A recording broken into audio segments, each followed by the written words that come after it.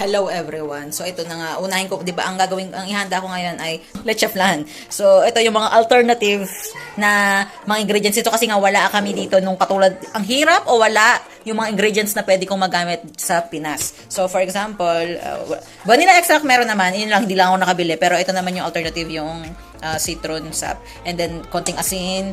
Ito, nag-try ako na umaga. So, ito yung ginamit ko, coffee milk, para, dahil wala kaming evap dito. Ito yung gagamitin kong ano. So, natikman na siya ni Alex. So, ito na lang din gagamitin ko kasi masarap naman daw. Pwede naman ito yung milk na ginagamit, yung, yun nga lang. Baka kasi iba na yung lasa kasi di ko pa nga na-try ito. So, hindi na lang ito. Ito na lang ulit yung gagamitin ko. Tsaka egg. So, yun. Ito, asukal to.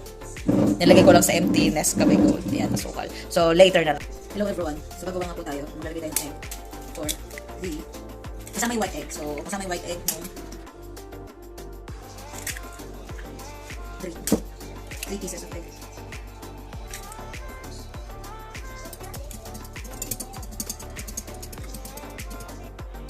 One-fourth sugar.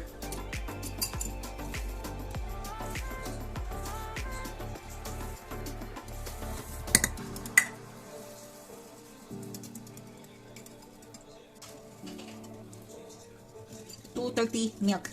230 ml na milk.